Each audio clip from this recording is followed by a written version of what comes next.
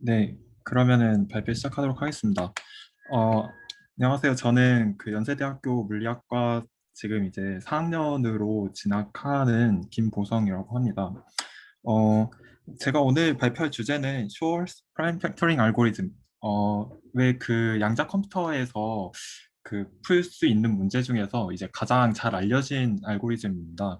어, 양자 컴퓨터가 소인수 분해를 고전적인 컴퓨터보다 훨씬 빠르게 할 수 있다. 현대의 암호 체계를 몇 초 만에 뚫어버리고 이제 다 깽판을 칠 수 있다. 뭐 이런 얘기들이 많이 있는데 바로 그 알고리즘이 이 쇼얼스 프라임 팩토링 알고리즘 또는 이제 줄여서 쇼얼스 알고리즘이라고 합니다. 저는 이제 이번에 그 쇼 알고리즘의 모티베이션, 그쇼 알고리즘이 이제 어떤 아이디어로 구성이 돼 있는지 이거를 이제 가장 사실 중점적으로 얘기를 할 예정이고요. 뒤에서 이제 이 쇼 알고리즘을 구현하기 위해서 필요한 것들이 조금은 있어요. 그러니까 포리에 트랜스폼 또 베이스 에스티메이션이라고 하는 알고리즘이 필요한데 사실 이 뒤에 알고리즘이 막 어떻게 되는지 여기는 그렇게 막 중요하진 않습니다. 여기는 이제 엑스퍼트 여기는 엑스퍼트 과정이라고 생각을 하시면 되고요.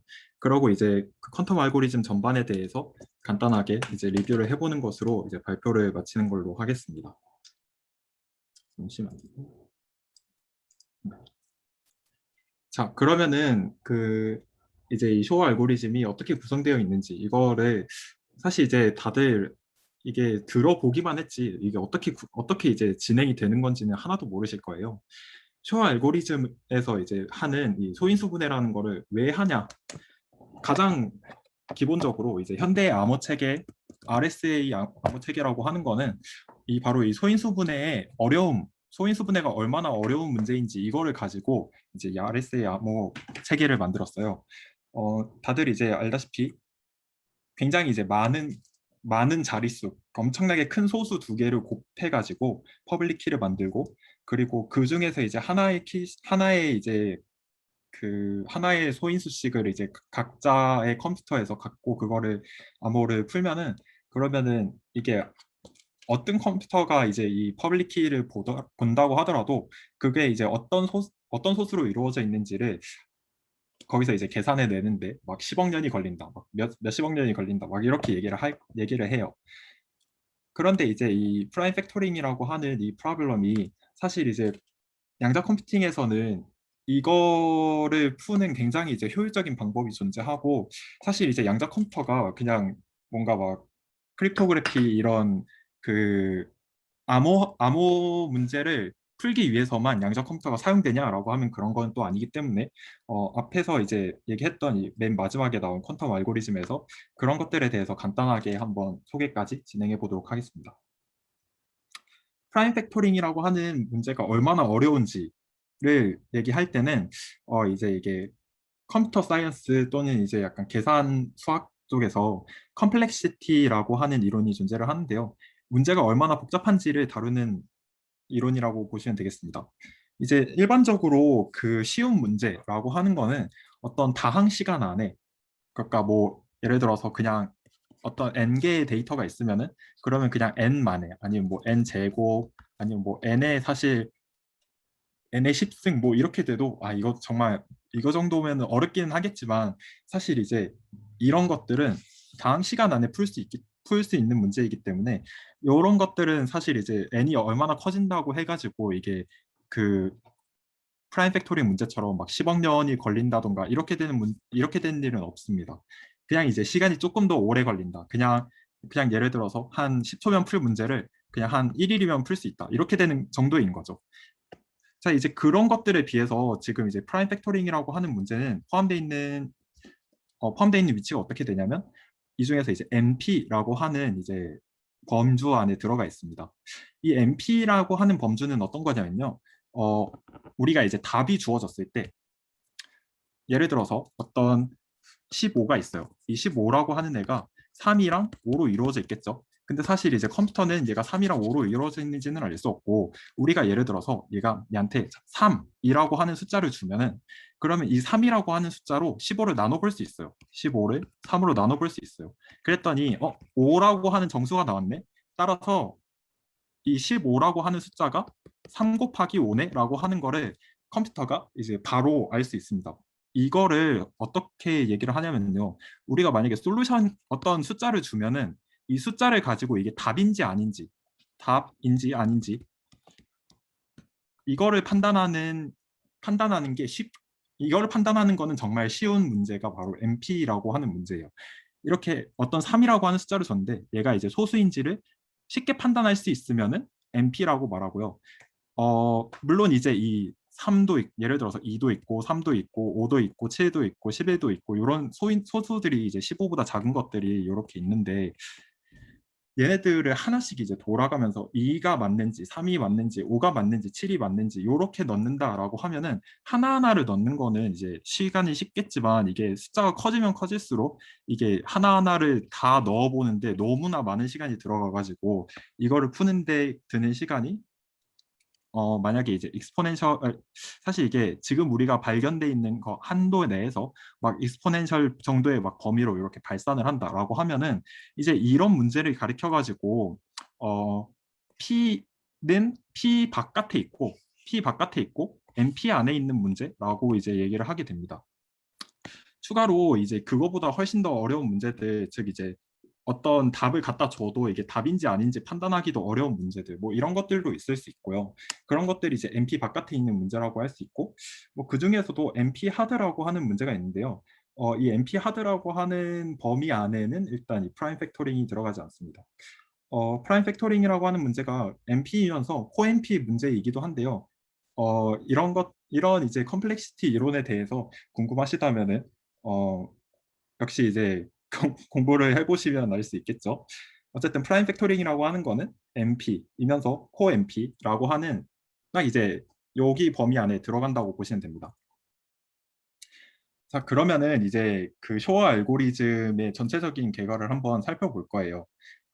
이제 사실 막 이게 뒤에 가가지고 막 빌드업을 잘 짜서 이렇게 보는 것보다 사실 저는 이게 어떻게 이루어지는 건지를 맨 처음에 보고 시작하는 게 가장 여러분의 이해에 도움이 된다고 생각을 합니다. 자, 쇼어 알고리즘이라고 하는 거는 이런 거예요. n이라고 하는 어떤 합성수가 들어가면은 그럼 이 n에서 n을 나눌 수 있는 n을 디바이드하는 어떤 숫자 p를 찾아내는 알고리즘입니다. 물론 이제 이 쇼어 알고리즘을 거치면은 이 p뿐만 아니라 뭐 다른 숫자들 막 이런 것들로 쉽게 찾아낼 수 있긴 하지만 결론은 이것만 딱 찾아내면은 이 p라고 하는 숫자 하나만 찾아내면은 이 쇼어 알고리즘의 역할은 끝이에요. 자, 그러면은 이 n이라고 하는 숫자랑 p라고 하는 숫자를 얻어가지고 어떤 방식으로 이걸 문제를 풀 거냐면 이렇게 할 겁니다. n이랑 n 이제 p를 찾아내는 거죠. 자, n에다가 어떤 a라고 하는 걸 넣어봐요. 예를 들어서 n이 15다라고 하면은 여기다 a는 한 13 이런 걸 넣어봐요. 그러면은 13이라고 하는 애가 15를 나눌 수 있는지 보면은 이거를 나눌 수 없죠. 그냥 이제 결국 이제 여기서 얘기하는 거는 근데 사실 그런 숫자 아무거나 찾아가지고 하나 넣으라는 뜻입니다. A such that A가 n을 나누지 않는 A를 아무거나 하나 이제 찾아봐요. 물론 이제 나누면은 찾았는데 나누면 좋겠죠. 그러면은 그냥 성공한 거고 그냥 그걸로 끝인 거고 그게 나누지 않을 경우에 이제 더 좋은 추측을 하는 방법에 대해서 얘기를 하게 됩니다. 자, 그러면은 이런 짓을 합니다. A를 R승을 해요. A에다가 그냥 A 0승, A 1승, A 제곱, A 3승 이렇게 쭉쭉쭉쭉 A의 몇 승 하면서 이거를 늘려가 봐요. 그러다가 이게 A에 그러면서 요거를 A를 이제 N으로 나눠 가지고 모듈러 N이라고 하는 연산을 해서 이 A의 N승이라고 하는 애에 A의 N승에 어 n으로 나눴을 때 나머지를 구하게 됩니다. 예를 들어서 이렇게 되는 거죠. 13이었으면은 이제 첫 번째는 1로 시작을 할 거고 그러면은 요거는 그냥 15로 나눴을 때 1, 13은 15로 나눴을 때 13, 그다음 13 제곱을 하면은 얘가 169가 되는데 이거를 15로 나눠 보면은 뭐 19에다가 4가 되겠네요. 이런 식으로 이제 15로 이 숫자를 나눠 보면서 얘가의 나머지가 얼마가 나오는지를 체크해 보는 것이 이제 이 다음 단계입니다. 자, 그러다가 이걸 진행을 하다 보면은 이게 어느 순간에 이 13에 무슨 R승을 하면은 얘가 1이 되는 순간이 존재할 거예요. 왜냐면은 이게 최소한 R이 예를 들어서 n이 지금 15니까 최소한 얘가 한 15까지 가면은 15 안에 있는 모든 숫자들을 다 한 번씩은 돌아갈 거 아니에요. 0부터 1, 2, 3, 4 해가지고 14까지 있는 모든 숫자들을 한 번씩 다 돌 테니까 뭐 어쩔 수 없이 1로 돌아갈 수밖에 없겠죠. 즉 이제 이런 R이라고 하는 게 항상 존재할 거고 그러면 이 R을 찾아서 이제 그 다음 조건을 체크해 보는 게 이제 세 번째 단계입니다. 세 번째 단계에서는 R이 이게 짝수인지를 한번 판단을 해봐요. R이 짝수인지. 자, 예를 들어서 R이 4가 나왔어요. 그러면은 얘는 이제 짝수가 되는 거죠. 그러고 나서 A의 2분의 R승, A의 13의 2분의 R승 이라고 하면은 요거 이제 13의 제곱인 거고 요건 이제 아까 했듯이 169가 나오겠죠. 그다음 요거에다가 플러스 1을 해봅니다. 여기다가 170 이렇게 하고 이거를 한번 모듈러 15로 한번 나눠봐요. 그럴 때 이게 아까 보면은 얘가 4였으니까 여기다 1 더해가지고 모듈로 연산을 해봤자 이거는 5가 될 거 아니에요. 그러면은 이거는 0 모듈로 n이 나오지 않는다라고 이제 얘기를 할 거고요. 이런 조건들을 만족하는 A와 R의 순서쌍을 찾았으면은 자 그러면은 이 P는 무조건 여기나 여기 안에 무조건 들어가 있습니다. 만약에 저희가 R을 잘 찾았으면은 한쪽에 P가 들어가 있으면은 예를 들어서 R을 잘 찾았으면은 한쪽에 여기 P가 들어가 있으면 다른 한쪽에서는 Q가 나와가지고 이제 N이라고 하는 애가 P 곱하기 Q다라고 얘기를 할 수 있게 될 거예요. 그리고 네, 그렇습니다. 자, 그러면은 지금 이제 이렇게 쇼어 알고리즘이라고 하는 거를 간단하게 개괄을 살펴봤는데 그럼 이 쇼어 알고리즘이 왜 작동을 하는 걸까요? 막 이렇게 이렇게 막 과정을 얘기를 했는데 이게 어떻게 가능한 건지 한번 생각을 해보겠습니다. 얘가 저희가 이제 찾을 거는 이런 거잖아요. A의 R승이 모듈로 n을 연산을 했을 때 1이 나오는 애를 찾을 거예요. 자, 근데 1이 나오는 애를 찾고 나면은 이 1을 양변에서 이제 빼줄 수가 있을 거 아니에요. 양변에서 빼고 그 다음에 양변에서 이제 1을 빼고 나면은 왼쪽은 이제 AR-1이 될 거고 오른쪽에는 제로 모듈로 n이 되기 때문에 이 얘기는 어떤 거냐면은 A의 R승 마이너스 1이 n으로 나눴을 때 나머지가 0이다라고 하는 소리가 됩니다. 이거를 이제 n으로 나눴을 때 이때 나머지가 0이 된다라고 하는 뜻이 됩니다. 자, 따라서 이 AR-1이라고 하는 게 람다 n, 즉 이제 n의 어떤 정수배로 나타낼 수 있다는 거고 자, 그러면은 이런 거를 해볼 수 있겠죠. 우리가 이제 인수분해를 알고 있으니까 A의 R승 마이너스 1을 A의 2분의 R승 플러스 1 마이너스 1로 인수분해를 합니다. 자, 이제 여기서 이제 우리가 조건을 하나 체크를 했었는데요. A의 R이 이제 짝수다라고 하는 조건을 한번 체크를 했습니다. R이 짝수기 때문에 지금 R의 2를 나눠가지고 이렇게 A의 R 나누기 2승 이렇게 해도 요거가 어떤 정수가 나올 거다라고 하는 걸 알 수 있고요. 따라서 이제 이 람다 n이라고 하는 게 이렇게 왼쪽 오른쪽에 정수로 나눠졌는데 자 근데 여기서 추가로 선택했던 조건이 있죠. A의 2분의 R승 플러스 1이 자, 모듈로 n 연산을 했을 때 0이 아닌 애를 찾으면은 그러면은 그게 답이 될 수 있을 거다라고 얘기를 했어요. 자, 따라서 이제 이 조건이 들어가면은 지금 이제 A의 2분의 R승 플러스 1이 n의 배수가 아니고요. 똑같이 이제 R이라고 하는 애가 그 제일 스몰 리스트 제일 작은 R이기 때문에 요게 모듈로 어떤 n이 되는 가장 작은 r이기 때문에 역시 이제 뒤에에도 어떤 n의 배수가 되지 않는다라고 하는 것을 쉽게 알 수 있습니다. 자, 그러고 나면은 지금 이제 왼쪽이랑 오른쪽으로 인수분해가 됐는데 왼쪽에도 n의 배수가 아니고 오른쪽도 n의 배수가 아니에요. n의 배수가 아닌 두 개가 합쳐졌는데 그게 n의 배수가 된대요. 그러면은 이게 무슨 뜻이에요? 이 p라고 하는 애가 왼쪽이나 오른쪽에 한 곳에만 들어가 있고 왼쪽이나 오른쪽에 한 곳에 이제 들어가 있을 거고 그 다음에 이제 새롭게 이제 Q라고 하는 애가 또 있어가지고 이쪽이나 이쪽에 이렇게 나눠져서 잘 들어가 있는 거겠죠. 자, 따라서 지금 이제 이런 2분의 R승 또는 이제 뭐 플러스 1이 제로 모듈로 n이다 뭐 이런 조건들을 만족한다고 하면은 저희가 원하는 P나 Q가 양쪽에 이제 잘 나눠져서 들어가 있을 거다라고 하는 것을 예상할 수 있습니다. 자, 그러면은 이제 이런 게 궁금할 거 아니에요.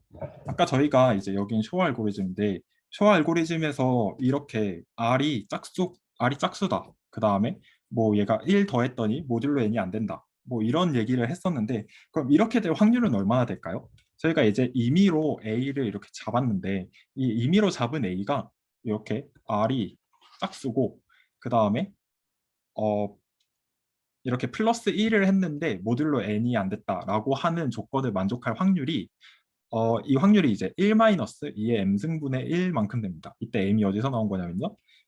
n을 소인수분해 했을 때 예를 들어서 n을 소인수분해 하면은 뭐 소수 첫 번째 거에다가 몇 승, 소수 두 번째 거에다가 몇 승 이렇게 나오겠죠. 이거를 이제 m번째까지 한다라고 하면은 총 이제 m개의 소수로 이루어져 있는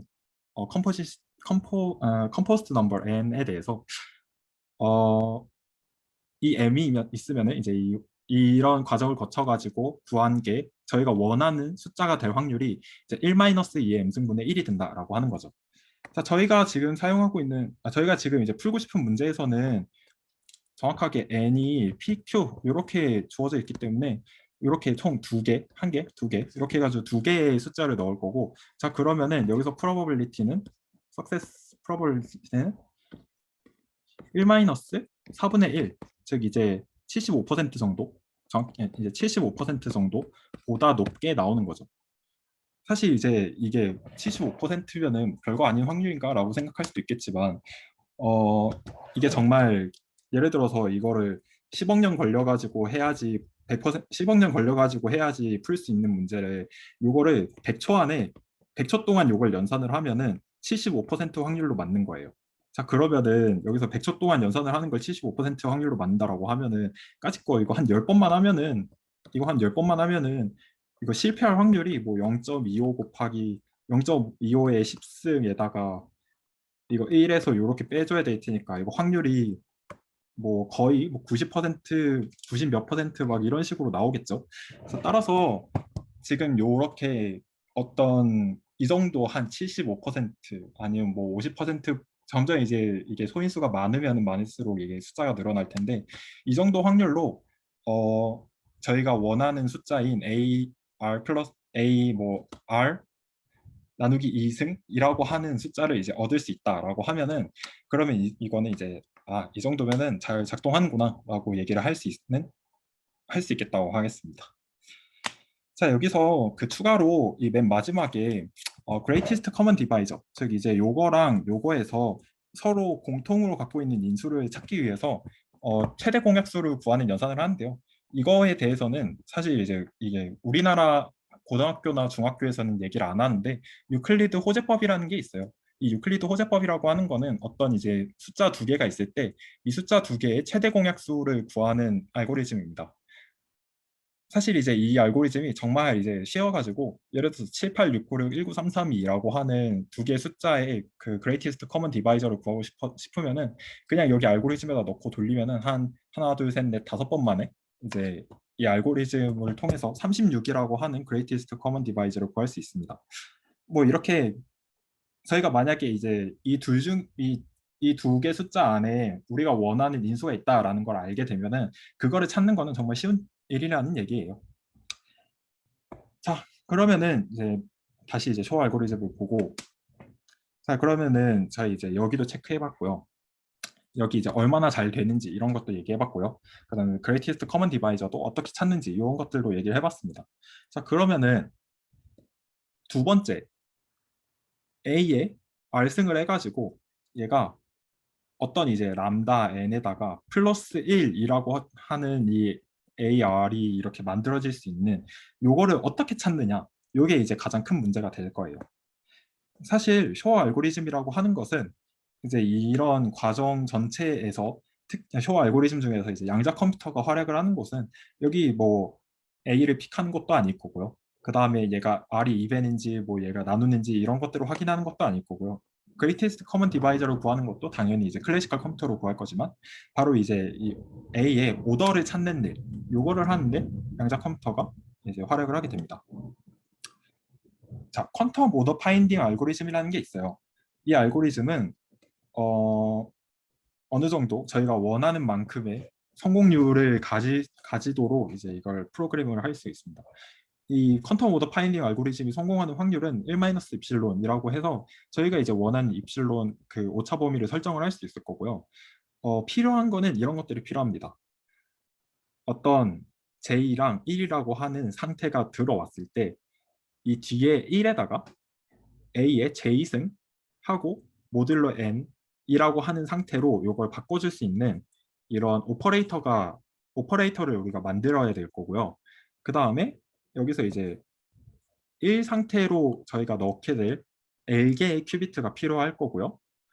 이 L이라고 하는 거는 우리가 원하는 숫자 n에서 로그 취하고 그 다음에 사실 이게 가우스이긴 한데 여기서 플러스 1을 해야 돼요.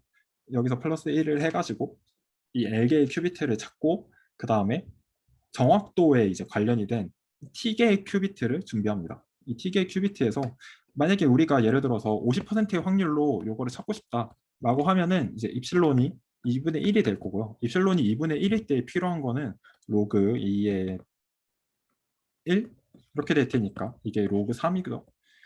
로그 3이 여기 밑은 2로 이제 우리가 사실 이제 컴퓨테이셔널 베이시스에서 이제 2로 설정을 하기 때문에 이거는 이제 1점 얼마 이렇게 될 거고요. 이거에다가 이제 가우스를 취하면은 총 이제 2L 플러스 2개 이 정도가 나올 거고 만약에 저희가 한 이렇게 한다고 하면은 입실론이 한 4분의 1 정도로 해가지고 75% 정도로 찾고 싶다라고 하면은 이것도 할 수 있겠죠. 그러면은 이제 그거 같은 경우에는 2 플러스 2 이렇게 해가지고 한 2L 플러스 3개 즉 이제 큐비트가 2L 플러스 3개 그 다음에 이제 앞에서 L개 해가지고 한 3L 플러스 3개 정도만 있으면은 그러면은 이제 정확도가 거의 한 75% 이상이 나올 수 있다 이런 얘기를 할 수 있어요. 자, 이거는 이제 이 알고리즘들이 얼마나 잘 작동하느냐 이런 것들에 대해서 얘기를 했었고, 자, 결론 이제 우리가 해야 될 거는 이 퀀텀 오더 파인딩 알고리즘이 이제 실제로 어떻게 만들어지느냐 이런 거에 대해서 간단하게 얘기를 할 겁니다. 사실 이제 이제부터 얘기하는 거 같은 경우에는 완전히 그냥 양자 컴퓨팅을 전공하거나 이렇게 하지 않으면은 꼭 알아야 될 필요는 없어요. 그냥 이제 대충 이걸 이해할 필요 없이 아 이렇게 하는구나 라고 하는 거를 들으면서 아 그래도 내가 그 물리학과에서 뭐 SCC라고 하는 데에서 물리 수업을 들으면서 내가 소인수분해 하는 거는 한번 들었다라고 얘기를 할 수 있을 정도면 될 것 같습니다. 자, 퀀텀 오더 파인딩 알고리즘은 자 이런 순서로 진행됩니다. 첫 번째로 이제 그냥 기본 스테이트 한쪽은 0, 한쪽은 1이라고 하는 스테이트를 이제 준비를 하고요. 일단 첫 번째로 이 0이라고 하는 스테이트의 슈퍼포지션 요거에 이제 슈퍼포지션이 한글로 뭐죠? 네, 슈퍼포지션 상태를 일단 만들어줍니다. 이 상태를 만든 상태에서 이제 우리가 아까 얘기했던 UXN이라고 하는 거를 이제 어플라이를 해줄 거고요. 그러고 나면은 이제 뒤에 있는 상태가 AJ 모듈러 N이 될 건데 사실 이 AJ 모듈러 N이라고 하는 상태는 저희가 사실 컴퓨팅을 할 때 이런 상태가 돼요. 이런 상태가 될 거고 이거 과정에 대해서는 이제 뒤에서 간단하게 얘기를 할 겁니다. 자, 그러고 마지막으로 그러면은 지금 여기서 이렇게 상태를 만들어 놨는데 근데 여기서 잘 보면은 여기서 막 익스포넨셜에다가 막 어떤 상태를 만들어 놨는데 이거를 보면 이거 약간 퀀텀 푸리에 트랜스폼 즉 이제 푸리에 트랜스폼을 한 형태랑 비슷해 보인다라고 이제 얘기를 할 수 있어요. 여기서 이제 푸리에 트랜스폼을 한 상태가 사실 나오고요. 그러고 이제 여기에서 우리가 원하는 R이 들어간 S 오버 R이라고 하는 상태를 여기서 이제 추출을 해낼 수 있고요. 그러고 나면은 S 오버 R이라고 하는 상태에서 우리가 원하는 R을 이제 컨티뉴어스 프랙션인가요? 컨티뉴어스 프랙션 알고리즘이라 이 통해서 이것도 이제 똑같이 그냥 아까 앞에 말했던 유클리디안 알고리즘처럼 그냥 기본적인 컴퓨터에서 충분히 할 수 있는 방법으로 이제 이 분모 R을 알아낼 수 있습니다.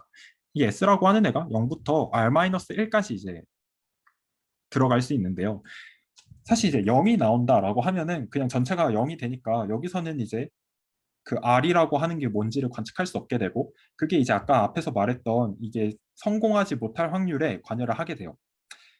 물론 이제 S가 제로가 아니다 s가 제로가 아니라 1부터 r-1까지 모든 다른 숫자 중에 아무거나 하나가 나오면은 그러면은 이거는 이제 r이라고 하는 거를 역으로 추적을 할 수 있게 될 거고 따라서 이제 이 알고리즘이 성공을 할 수 있다. 이 알고리즘이 성공을 하는 거는 이제 0이 아니라 다른 스테이트가 하나만 나오면 성공을 할 수 있을 거다라고 얘기를 하겠습니다. 따라서 이 쇼 알고리즘이 전체적으로 이렇게 진행될 겁니다. 어떤 A를 고를 거고 그러고 이제 A의 오더를 저희가 방금 얘기한 대로 양자 컴퓨터에다 넣어가지고 이 R을 찾을 거고 자, 그 다음에 만약에 이 찾은 R이 짝수가 아니면은 뭐 어쩔 수 없죠. A를 다시 골라야 돼요. 그러면 A를 다시 고르면 될 거고 만약에 R이 짝수다. 그 다음에 그러면은 이제 A에 R 나누기 2승을 할 수 있습니다. 여기에다 플러스 1을 해봤더니 이게 N의 배수인지 확인을 할 수 있겠죠. N의 배수가 아니다 라고 하면은 이 둘 중에서 하나에 무조건 여기에 들어가는 거는 100%입니다. 여기에 들어가는 거는 아까 이제 보셨으면 알겠지만 여기에 들어가는 거는 100%로 이 둘 중에 한 곳에서 P를 찾을 수 있을 겁니다. 사실 이제 반대쪽에서는 Q를 찾을 수 있을 테니까 어느 쪽으로 가든 간에 우리는 이제 성공을 할 거라는 얘기죠. 자, 그러면은 이제 그 쇼 알고리즘이라고 하는 거에 기초적인 얘기를 해봤는데 혹시 여기서 잠깐 질문하고 싶으신 거 있을까요? 질문하고 싶은 거 있으면 잠깐 질문 받고 넘어가도록 하겠습니다. 좀 질문 있는데, 네네. 그러니까 이번 과정 있잖아요. 네네. 그 A에 대해서 R을 가장 작게 만족하는 모듈러 N의 1인 R을 찾는 건데, 네. 어, 그 되게 간단하지 않나요? 그러니까 제가 그냥 생각하기에는 예를 들면은 그러니까 네네. A가 2 같은 경우에는 네. 무조건 만족하잖아요. 그러니까 왜냐면은 NP가 2가 아닌 소수일 테니까 아마도 약간 NP가 아니고 NQ가 아, 그러니까 A가 2인 경우에 대해서 이제 얘기를 하셨는데 사실 근데 그러면은 여기 뒤에서 이 조건을 만족하지 못할 확률이 높아요. 그러니까 그렇긴 하죠. 그러니까 제가 말한 거는 그런 것처럼 사실 A는 어떤 수가 되든 상관없는 거 아니에요. 그렇지 않나요? 그거에 대해서는 이제 사실 이렇게 하는 것보다 잠시만요. 그러면은 잠깐 이 화면을 잠깐 보고 오실게요. 지금 여기서 컴퓨팅 한 거는 저겁니다. 방금 이제 우리가 얘기한 AR승이라고 하는 거를 어떻게 구할 수 있느냐라고 하는 거에서 클래시컬 컴퓨터, 그냥 기본적인 컴퓨터를 통해서 이 모듈로 연산을 했을 때 얘기해요. 그러면 여기 R이 예를 들어서 10이다라고 하면은 A를 이렇게 곱해가지고 왔다 갔다 하면서 요거에 이제 주기를 구하는 문제가 되는데 사실 이게 12 정도면은 엄청 짧은 거죠. 아니, 여기가 아니네? 여기가 아닌가? 이거보다 더 긴 게 있었던 것 같은데 네, 12 정도는 이제 엄청 짧은 편이고 사실 저희가 이제 실제로 RSA 공개키 암호 이런 것들을 뚫는데 필요한 엥? 아, 네, RSA 공개키 암호 이런 것들을 뚫는데 필요한 그 주기라고 하는 거는 사실 이제 예를 들어서 이런 식으로 될 거 아니에요. 어,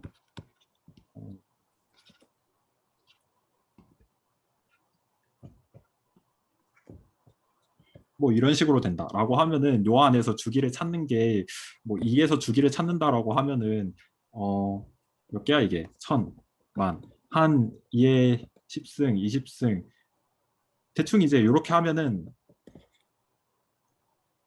30승 안에서는 찾아지겠죠. 요 안에서는 이제 찾아질 거고 자 그렇다고 하면은 저희가 실제로 암호키에서 사용하는 거는 그러면은 자릿수가 이 정도 되거든요. 000 0000 근데 그러니까 제가 궁금한 거는 네, 가장 작은 R을 구하고 R이 이제 2분이야 되는데 네, 그러니까 A를 사실 제가 그냥 2를 들어서 그렇지 사실 3이나 7이나 넣을 수도 있잖아요. 네. 근데 그걸 그러니까 특히 3 같은 경우에 모듈로 구하는 거는 되게 쉽잖아요.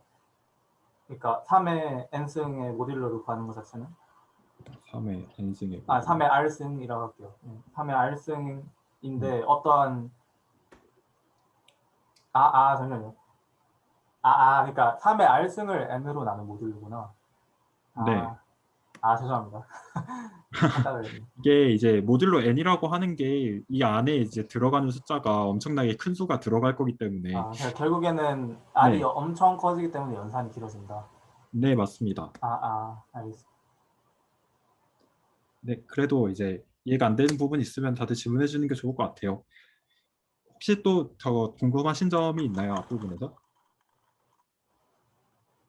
저는 괜찮습니다. 네, 일단 질문이 없으면은 그럼 다음으로 이제 진행을 해보도록 하겠습니다. 자, 이제 퀀텀 프레 트랜스폼이라고 하는 건데 이제 여기서부터 나오는 내용들 같은 경우에는 여기서부터 나오는 내용들 같은 경우에는 완전 그냥 그 전문가용이기 때문에 간단하게 얘기를 하고 넘어갈 거예요. 이게 궁금하신 분들은 저한테 뭐 PPT 당연히 올릴 거니까 PPT를 직접 봐주시거나 참고 문헌이나 이런 것들로 볼 수 있을 거고 그리고 직접 질문을 해주셔도 좋을 것 같습니다. 퀀텀 프리 트랜스폼이라고 하는 거는 이거 왜 안 넘어가죠?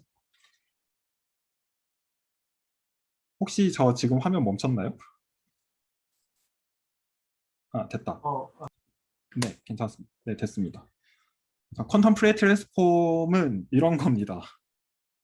지금 예시에서는 총 4개의 큐비트를 통해서 1부터 16까지의 숫자들이 이 퀀텀 프레 트랜스폼을 거쳤을 때 이게 이 베이시스가 어떻게 돌아가는지를 시각적으로 표현한 자료입니다. 보시면은 이게 그 사실 이 퀀텀 프레 트랜스폼이나 전체 프레 트랜스폼에 대해서도 약간 직관을 이제 갖는데 엄청 도움이 돼요. 여기서 숫자가 올라가는 거에 대해서 이 퀀텀 프레 트랜스폼은 이거를 각각의 페이즈로서 나타냅니다. 이 페이즈들이 이제 각각의 성분들로 분해가 된 형식으로 나타나게 될 거고요. 그 다음에 이게 실제로 프레 트랜스폼과 굉장히 이제 유사하다기보다는 그냥 똑같은 오퍼레이션을 한다라는 것도 간단하게 설명을 할 겁니다. 프레 트랜스폼이라는 거는 이거예요.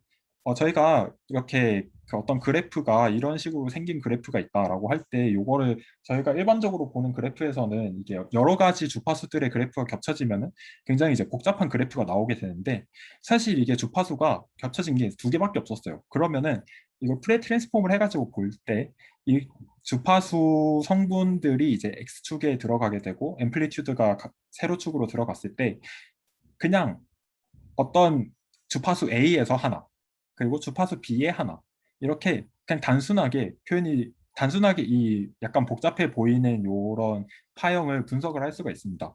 이거를 가리켜서 프리에 트랜스폼이라고 하고요. 이 프리에 트랜스폼이 바로 이제 시간축과 그리고 주파수축을 왔다 갔다 하면서 어떤 주기 함수가 있으면은 사실 이제 이게 주기 함수에 대해서 이게 정말 잘 먹히는 트랜스폼이에요. 주기 함수에 대해서 이게 어떤 주기를 갖고 있는 것들의 성분들로 이루어져 있는지 이런 것들을 보는 게 프레 트랜스폼이다라고 생각을 하시면 될 것 같습니다. 자, 그럼 이런 프레 트랜스폼이 사실 이렇게 그냥 인테그랄로 나타나 있는데 이게 항상 그냥 연속적인 함수에 대해서만 되는 건 아니고요. 이게 만약에 그 저희가 어떤 정수라던가 아니면 컴퓨터에서 사용하는 숫자들에 대해서 이 프레 트랜스폼을 진행한다고 하면은 이런 식으로 시그마로 나타낼 수 있게 될 거고요. 이 시그마로 나타낸 거를 퀀텀 프레 트랜스폼으로 표현을 하게 되면 이렇게 될 겁니다. 어떤 x라고 하는 스테이트를 받아서 그거에 트랜스폼된 x 틸다라고 하는 스테이트를 반환하는 함수인 거죠. 즉 이제 이 퀀텀 프레 트랜스폼에 해당하는 이 오퍼레이션은 이제 이 x 틸다라고 하는 거를 이렇게 이제 출력을 할 거고요. 아까 이제 앞에서 그 디스크리트 프레 트랜스폼이 이제 어떻게 나타나는지에 대해서 얘기를 했으니까 그냥 여기에 들어가는 내용을 여기다 그대로 넣으면은 저기 이제 네, 에? 아이고 이제 여기에 들어가는 내용을 여기다 이제 그대로 넣으면은 그러면은 이제 이런 그림이 이제 완성이 될 거고요. 여기에다가 우리가 원래 그 여기다 넣게 될 J라고 하는 어떤 베이시스로 요거를 이제 다시 분해를 하고 나면은 여기서 퀀텀 프레 트랜스폼이라고 하는 게 사실 이제 이런 X 베이시스에다가 이 앞부분에 들어가 있는 앞부분에 들어가 있는 퀀텀 프레 트랜스포 오퍼레이션을 가하는 성분들로 쪼갤 수 있게 될 겁니다. 따라서 이제 퀀텀 프레 트랜스폼을 실행하는 오퍼레이션은 이런 UL QFT가 이런 식으로 나타내게 되는 거죠. 자, 이거를 바이너리 폼으로 다시 이제 바꿔줘야 되는데 저희가 사용할 거는 비트, 큐비트 이렇게 될 거니까 이거를 이제 어떻게 하는지에 대해서는 잘 얘기는 하지 않을 거고요. 이런 직관에 대해서만 잠깐 얘기를 해볼게요. 이런 x가 x1, x2 해가지고 이렇게 어떤 이진수로 표현이 될 거예요. 이진수로 표현이 되고 나면은 그것들이 푸리에 트랜스폼을 거쳤을 때 각각 이렇게, 이렇게, 이렇게, 이렇게 각자 변환이 이루어지게 됩니다. 물론 이제 이 변환이 이루어지는 거에서 각자가 1대1로 대응되는 건 아니에요. 여기에 들어가는 성분에 사실 X1부터 XN까지의 모든 성분들이 여기에 들어가게 될 거고요. 뒤에 간다고 하더라도 사실 들어가는 거는 똑같이 전체 성분이 들어가요. 하지만 이제 변환이 됐을 때 이렇게 1대1로 대응이 되는 관계, 이런 게 생길 거다라고 하는 것은 간단하게 얘기를 해볼 수 있겠죠. 자, 이 QFT라고 하는 게 사실 이제 앞에서 열심히 수식을 써놨지만 지금 이제 굉장히 많으신 분들이 이 수학을 보는데 익숙하지 않을 거기 때문에 사실 익숙하긴 하겠지만 이렇게 어렵게 보는 거에 대해서는 자세한 설명이 없으면 힘들 거기 때문에 간단하게 예시만 들어가지고 설명을 해보도록 하겠습니다. 자, 그러면은 x가 5인 경우를 생각해 볼게요.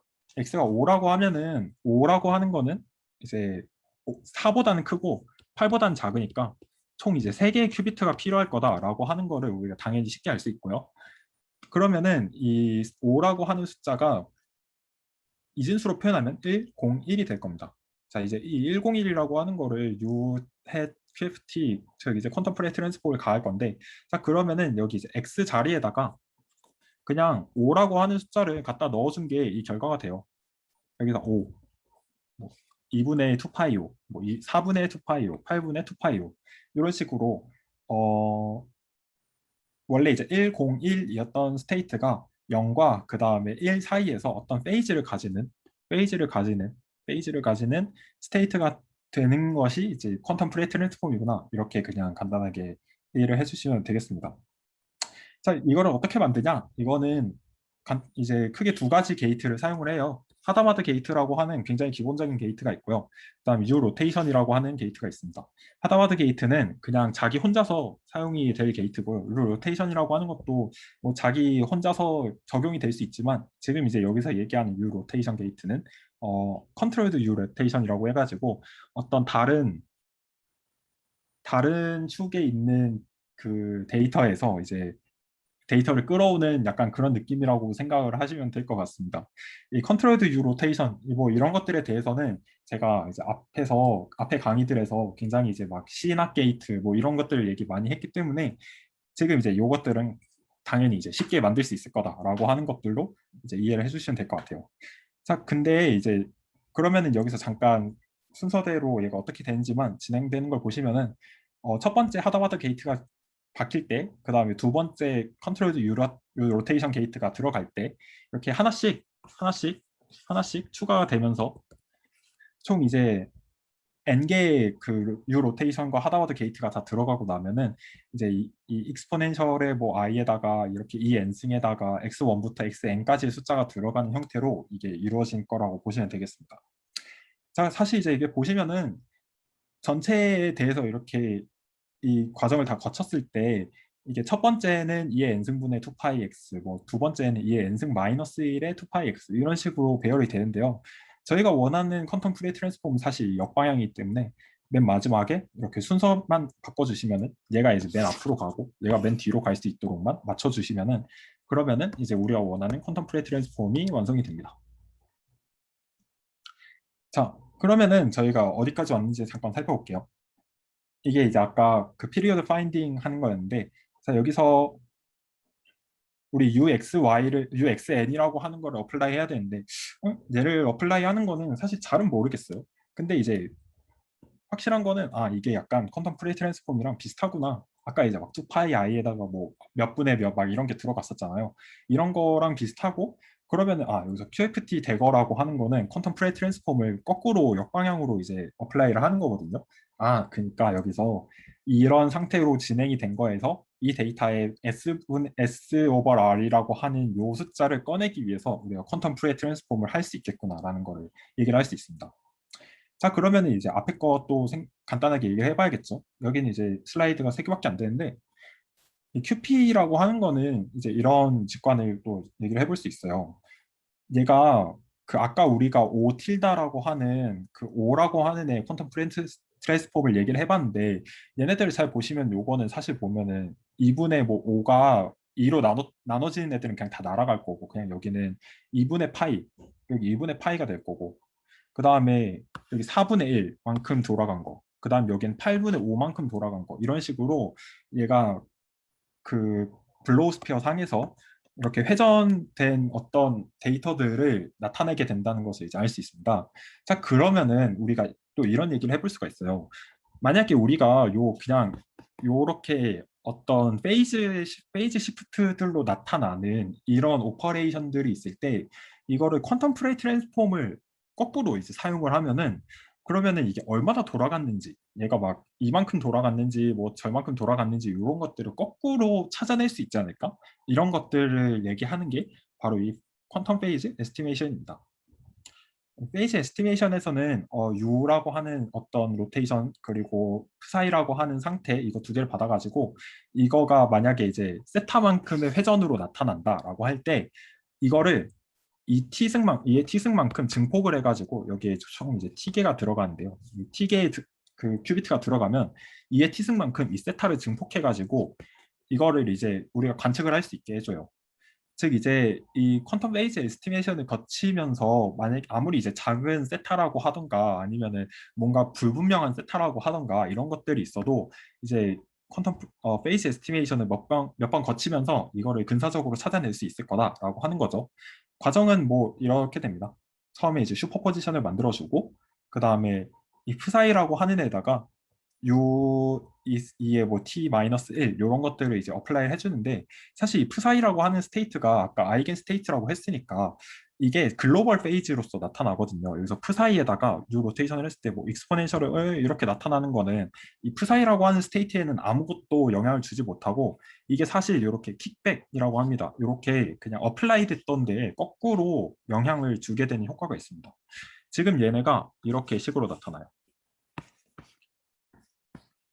맨 뒤에 있는 프사이라고 하는 스테이트는 변화가 없고 그 다음에 여기에 어플라이 했던 이 슈퍼포지션 된 이 그 t개의 큐비트에다가 각자 그 이 세타에서 뭐라고 하냐 이 u라고 하는 애가 나타내는 이 세타라고 하는 로테이션이 이제 2의 t승만큼 증폭이 돼가지고 각자 돌아가게 되는 거죠. 결국 이제 이 과정을 통해서 우리가 x가 여기서 이제 우리가 관측하게 되는 x가 2의 t의 세타라고 하는 숫자를 얻게 된다는 것을 간단하게 얘기를 해볼 수 있습니다. 지금 이제 굉장히 어려운 과정들을 거쳤는데, 그러면은 결국 퀀텀 오더 파인딩 알고리즘에서 우리가 뭐 어디까지 했느냐, 그 다음에 이제 우리가 무엇을 이제 하면 되느냐, 바로 이제 이 퀀텀 알고리즘, 초어 알고리즘이라고 하는 거는 이 퀀텀 페이지 에스티메이션하고 완전히 똑같아요. 그런데 이제 여기서 가하는 U 로테이션이라고 하는 거를 그냥 우리가 원하는 AJ의 모듈로 N이라고 하는 연산을 하는 U를 갖다 넣으면 되는 거죠. 자, 따라서 이렇게 여기 슈퍼포지션하고 그 다음에 여기서 UXN을 가하고 프레 트랜스폼의 인버스를 가하고 나면은 저희가 원하는 R분의 S라고 하는 요 스테이트를 얻게 될 거다라고 얘기를 할 겁니다. 자, 잠깐 예시를 이렇게 들어볼게요. 아까부터 자꾸 나왔던 15랑 13이었는데 15라고 하는 숫자가 이제 3 곱하기 5일 거고 저희가 A로 13을 골랐다고 생각을 해봅시다. 자, 그러면은 첫 번째 단계에서는 이렇게 슈퍼포지션이 형성이 됩니다. 0부터 15까지의 상태들이 모두 평행하게 들어가 있는 경우인 거죠. 자, 그러고 나서 두 번째에는 이 0부터 15까지에 있는 모든 상태들이 각자 그 모듈러 연산 속으로 들어가게 됩니다. 여기 0 상태는 13의 0승의 모듈로 15가 되는 거고 1 상태는 13의 1승 모듈로 15가 되는 거고 맨 마지막에는 이제 15 이렇게 되겠죠. 13의 제곱, 13의 세제곱, 13의 15승까지 요거를 컴퓨트할 수 있겠죠. 자, 이거를 전부 다 하고 나면은 이렇게 나타납니다. 사실 여기서 주기가 4라는 거를 이렇게 만약에 전체 계산을 하면 알 수 있겠지만 사실 이제 저희가 컴퓨터에다 돌릴 때는 요거를 알지는 못하는 거예요. 요걸 알지는 못하지만 한번 슬쩍 이 결과가 어떻게 나오는지 알기 위해서 이걸 봅시다. 보시면 이게 주기가 사실 이게 한 바퀴를 다 돌아서 1이 되고 나면은 그 다음부터는 원래 이제 나왔던 이 주기가 다시 나올 수밖에 없을 거잖아요. 그러니까 이 로테이션을 거치고 나면은 그러면은 전체에 있는 상태들은 당연히 그 주기 4만큼의 간격을 두고 다시 이제 똑같은 상태들로 이렇게 정렬이 되게 될 겁니다. 자, 그러면은 저희가 이제 퀀텀 프레 트랜스폼 인버스를 거친다라고 하는 것은 여기서 주파수라고 하는 거는 여기서 이제 간격이 되는 거죠. 4, 8, 12 또는 0도 있어요, 사실. 즉 이제 0, 4, 8, 12 중에서 하나의 숫자를 저희가 퀀텀 프레 트랜스폼 인버스를 가한 다음에 관측을 하게 되면은 얻게 된다라는 결론으로 바로 이제 직관적으로 얘기를 해볼 수 있을 것 같습니다. 자, 그래서 저희가 0, 4, 8, 11을 얻었으면은 이제 뭐 어떻게 하겠냐. 0을 얻었을 때는 아까 말씀드렸다시피 아무것도 할 수 있는 게 없어요. 그냥 0은 언제든지 나올 수 있는 답이기 때문에. 자, 그러면은 4, 8, 12. 대충 이제 75% 정도의 성공률이 나오는 거죠. 자, 그러면 이 75% 확률로 4, 8, 12가 나왔으면 어떻게 할 거냐? 4가 나왔으면은 이제 이거를 뭐 J는 1이다, R은 4다 이렇게 해가지고 이렇게 R을 구해가지고 이 R이 4니까 뭐 4에다가 2로 나누고 그 다음에 여기 15로 하면은 여기서 다시 4가 나와서 4 플러스 1은 5, 4 마이너스 1은 3 이렇게 돼서 5랑 3이라고 하는 애가 그냥 여기서 바로 나오게 돼요. 이거랑 이제 그레이티스트 커먼 디바이저를 구하면은 뭐 당연히 우리가 원하는 대로 5랑 3을 얻게 되겠죠. 자, 같은 방법으로 8이나 12가 나오더라도 비슷한 방법으로 이제 계산을 할 수 있는데 여기서 이제 사용되는 게 그 아까 얘기 드렸던 컨티뉴어스 프랙션 알고리즘이에요. 자, 컨티뉴어스 프랙션 알고리즘이 뭔지 궁금하신 분들은 이제 위키피디아나 아니면은 책을 찾아보시면 될 것 같고요. 이 퀀텀 프랙션 알고리즘 컨티뉴어스 프랙션 알고리즘을 거치고 나면은 그럼 여기서 1도 체크해보고 2도 1, 2 체크해보고 2, 4 체크해봤는데 4에서 저희가 정답을 바로 얻게 되기 때문에 여기서도 똑같이 4라고 하는 정답을 얻을 수 있고요.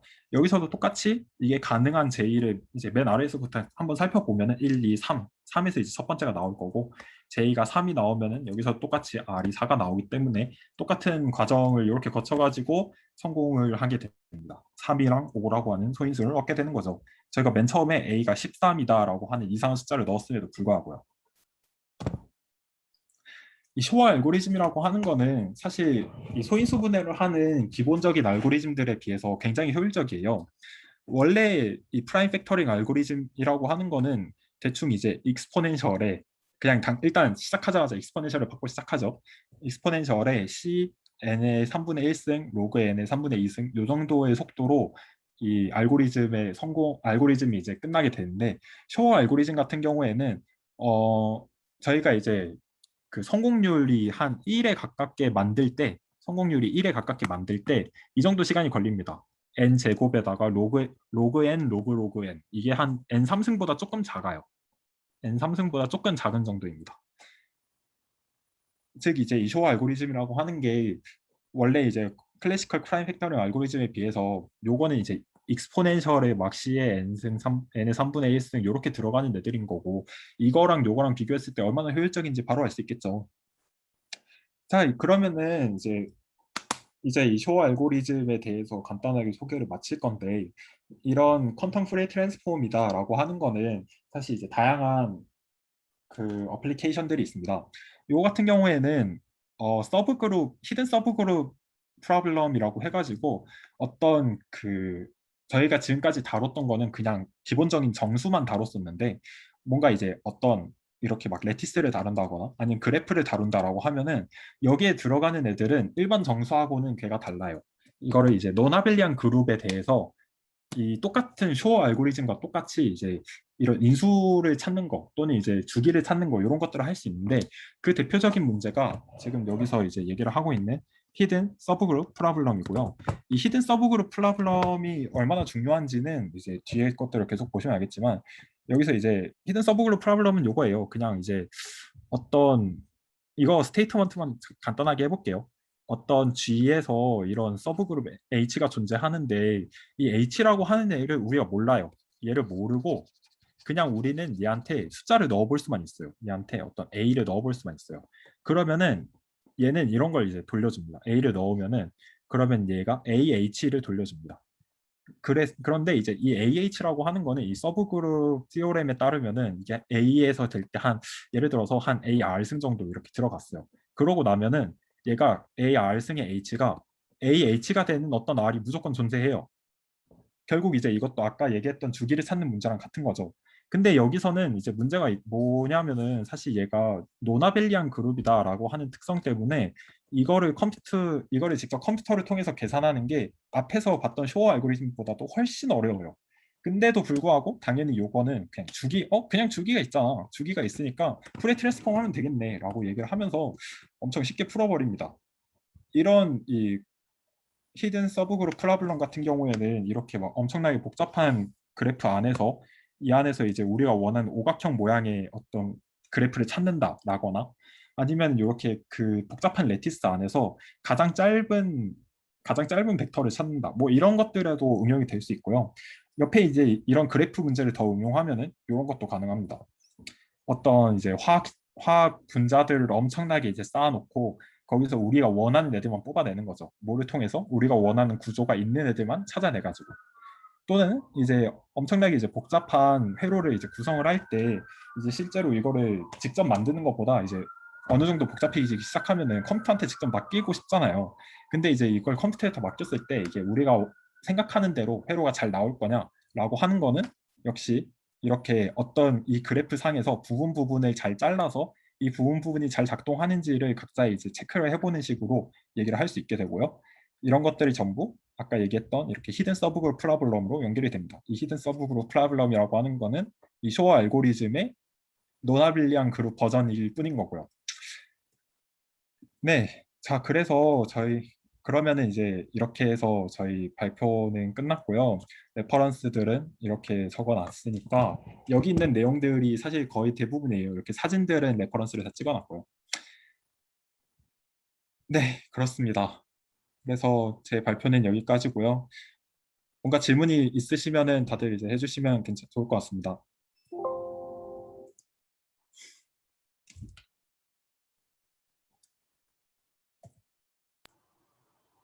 사실 내용에 대한 질문이 아니긴 한데 네네. 이제 이런 퀀텀 컴퓨터가 이제 상용화가 되기 시작하면은 저런 암호 체제를 쓰지 못할 거잖아요. 네네. 아닌가요? 네, 지금 RSA 그럼 아무 이제 책에는 못 쓰죠. 그거에 네. 대해서 이제 추가적으로 대응을 한다거나, 그러니까 하고 있는 것들이 있나요? 그러니까 안티 퀀텀 컴퓨팅을 추구하는 네, 바로 암호 체계. 그게 그 잘 알려진 양자 암호 체계라고 하는 건데요. 퀀텀 크립토그래피. 어, 사실 근데 지금 이렇게 퀀텀 알고리즘이 이렇게 발전을 하고 있지만 사실은 그거보다 양자 암호가 더 많이 발전했어요. 음, 그러니까 지금 양자 암호는 이미 상용화되기 시작했어요. 그러니까 실제로 쓰고 있는 데도 있나요? 그러니까 왜 저기 예를 들어서 삼성이나 이런 데서 자기들이 그 양자 암호 체계를 만들었다 막 이러면서 그걸 우리 핸드폰에 넣었다 막 이런 광고를 요즘 하는 거 들으신 적이 있나요? 잘 모르겠네요. 근데 그게 뻥이 아니고 사실이에요, 사실은. 왜 사실 중국 네. 그냥 이미 있기 때문에 퀀텀 네. 컴퓨팅이 아무래도 보안이 중요한 데서는 이미 하고 있지 않을까라는 생각이 들긴 했어가지고. 중국 같은 경우에는 심지어 저희 이미 위성에서 여기 위성을 이용해 가지고 여기 위성 통신에서 사용하는 양자 암호 체계까지 만들었어요. 이거 중국만 할 수 있어요. 심지어 이거 중국 말고 아무도 못했어요. 정말 사실 이렇게 해가지고 약간 이거를 뭐라고 하냐 위성 퀀텀 크립토 요거 같은 경우에는 중국이 지금 중국이 지금 넘버 원이고요. 이거 말고도 그냥 저희 지상에서 이렇게 양자 암호 통신 이렇게 하는 것 같은 경우에는 양자 암호 통신 자체는 그냥 양자 통신보다 훨씬 이제 간단하고 쉽게 만들 수 있기 때문에 이런 것들은 사실 이제 이미 상용화 바로 직전까지 왔다 이렇게 보시면 될 것 같습니다. 네, 사실 감사합니다. 네. 그러니까 튕겨가지고 사실 사실 못 네네. 듣겠는데. 아 그런가요?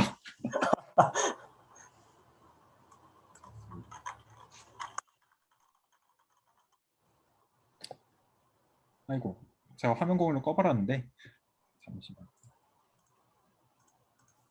잠시만, 이거 한 번만 보여드릴게요. 지금 이제 쇼 알고리즘을 실제로 양자 컴퓨터에서 실행하는 건 아니고, 양자 컴퓨터에서 실행하려고 하면은 거기 이제 그 태스크가 엄청나게 쌓여 있기 때문에 그거를 하는 건 어렵고요. 어, 여기 이제 IBM에서 제공하는 시뮬레이터를 일단 사용해 가지고 그 생각보다 이제 빠르게 이 저거를 해볼 수 있어요. 지금 보시면은 방금 이미 끝났어요. 방금 이제 3, 그 10, 이제 똑같이 이제 15라고 하는 애를 이제 소인수분해 하는 애였는데, 이렇게 그 첫 번째에서 뭔가 A를 넣은 다음에 이걸 넣고, 그 다음 뭐 두 번째에서 넣은 다음에 R을 찾고, 뭐 이렇게 하는 알고리즘이 이렇게 똑같이 이제 파이썬으로 구현이 됩니다. 이렇게 파이썬으로 구현해가지고 이렇게 계산을 할 수 있을 거 있으니까, 다들 이제 한 번씩 그냥 관심 있으시면은 한번 보는 것도 괜찮을 것 같아요. 0, 그 다음에 몇인지는 모르겠지만 4겠죠. 맞네요. 4, 8, 10, 4, 8, 12 이렇게 돼가지고 이런 것들을 구현하는 게 이제 사실 이미 이제 많이 외국에서는 많이 하고 있어요. 그러니까 다들 관심 있으신 분들은 이제 뭐 저한테 연락을 주시던가, 사실 이제 양자 컴퓨터를 하려고 하면 국내에서 하긴 힘들긴 하겠지만 그래도 어느 정도 제가 도움을 드릴 수는 있을 것 같으니까 그렇게 해주시면 좋을 것 같습니다. 또 궁금한 게 있는데 네, 그 IBM 컨트롤 랩 이거 그러니까 네. 양자 컴퓨팅 시뮬레이션이잖아요. 근데 사실은 그 뭐라 해야지 그 콘노이만 구조로 할 거잖아요. 양자 컴퓨팅을 쓸 수는 없으니까. 아니요, 지금 쓸 수 있어요. 그러니까 제가 지금 안 쓴 쓰는데. 이유는 오로지 시간이 많이 걸리기 때문이에요. 아, 그러니까 지금 하는 방금 한 거는 네, 네네, 그 이거는 그냥 폰 노이만 구조로 한 거 맞습니다. 네. 요거 같은 경우에는 그냥 숫자가 15밖에 안 돼가지고 그냥 빨리 되는 거고, 이게 어느 정도 숫자가 커지기 시작하면은 저희가 그냥 이렇게 시뮬레이터로 돌리는 것보다 양자 컴퓨터가 빨라지는 순간이 지금 저희가 돌릴 수 있는 거에서 아직 안 존재하고요. 저희 왜 그 학과에서 이메일이 와가지고 그거 바로 제가 신청 넣었는데, 큐비트 여기 65개짜리 얘 있잖아요. 얘로 돌리면 아마 클래시컬 컴퓨터보다 이제 빨라질 거예요. 써보진 못했어요, 저도. 이번에 얘가 풀릴지 안 풀릴지는 알 수 없지만 만약에 풀린다면 써봐야죠. 신기하네. 네, 이런 이제 양자 컴퓨터 구조를 통해 가지고 돌리게 되면은 이제 이게 그 기존 컴퓨터보다 빨라질 때 이제 그거를 가리켜서 이제 그 양자 특이점이라고 얘기를 합니다. 양자 특이점, 지금 이제 양자 특이점 자체는 이미 거의 다 왔어요. 이게 얼마나 좋은 문제들을 푸느냐, 그리고 이제 얼마나 이거를 더 지금 사실 이제 얼마나 더 이제 일반적인 애들에 적용시키기 위해서 더 이제 그 오류 없이 잘 작동하는 애들을 만드느냐, 이런 얘기를 이제 하는 거죠. 사실 여기까지 임플리멘트가 됐어도 이게 막 오류가 안 잡힌다라고 하거나 아니면 이거 아무리 생각을 해봐도 쓸데가 없다라고 하면은 결국 이제 망하는 거기 때문에, 네, 그렇습니다. 네, 일단 30분이 다 돼가니까 추가적인 질문이나 궁금한 게 있으시면은 저희 카톡방이나 뭐 겐톡을 통해서 연락 주시면 좋을 것 같습니다. 감사합니다. 좋은 발표 감사합니다.